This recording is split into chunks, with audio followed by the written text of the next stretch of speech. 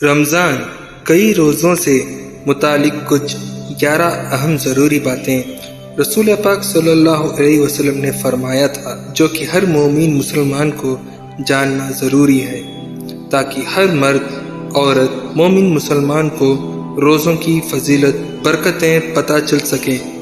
پہلا، جنتی دروازہ۔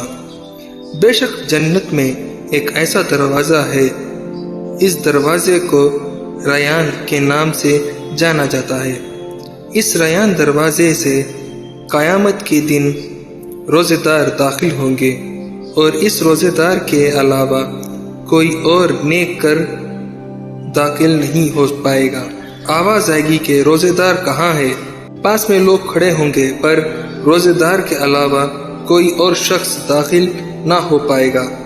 جب روزے دار داخل ہو جائیں گے تو ریان دروازے کو بند کر دیا جائے گا، اور بعد میں اس دروازے سے کوئی اور شخص داخل نہ ہو پائے گا۔ دوسرا، سابقہ گناہوں کا کفارہ۔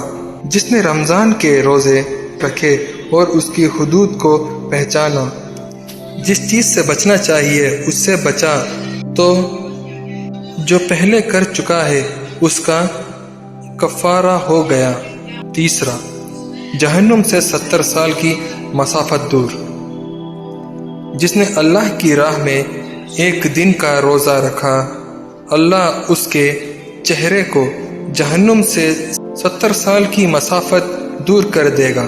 چوتھا، ایک رمضان روزے کی فضیلت۔ جس نے ایک دن کا روزہ اللہ کی رضا حاصل کرنے کے لیے رکھا، اللہ اسے جہنم سے اتنا دور کر دے گا جتنا کہ ایک کوا کو اپنے بچپن سے اڑنا شروع کرے یہاں تک کہ بوڑھا ہو کر مر جائے۔ پانچواں، شکر یقوت کا مکان۔ جس نے ماہ رمضان میں ایک روزے بھی خاموشی اور سکون سے رکھا، اس کے لیے جنت میں ایک گھر سب سے زبردست یا شکر یقوت کا بنایا جائے گا۔ چھٹواں، جسم کا زکوٰۃ۔ ہر شے کے لیے زکوٰۃ ہے، اور جسم کی زکوٰۃ روزہ ہے، اور روزہ ادا صبر ہے۔ ساتواں، سونا بھی عبادت ہے۔ رمضان میں روزے دار کا سونا عبادت کہلاتا ہے، اور اس کی خاموشی تسبیح کہلاتی ہے، اور اس کی دعا قبول کی جاتی ہے، اور اس کا اعمال مقبول بلند بولا جاتا ہے۔ آٹھواں، اذان کا تسبیح کرنا۔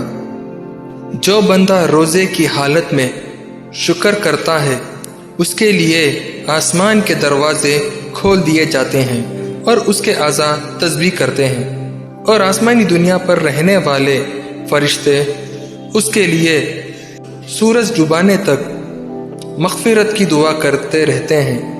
اگر وہ 1 یا 2 رکعتیں پڑھتا ہے تو یہ آسمان میں اس کے لیے نور بن جاتی ہے، اور حوریں ان میں سے اس کی بیویاں کہتی ہیں، اے اللہ، تو اس کو ہمارے پاس بھیج دے، ہم اس کے دیدار کی بہت زیادہ مشتاق ہیں۔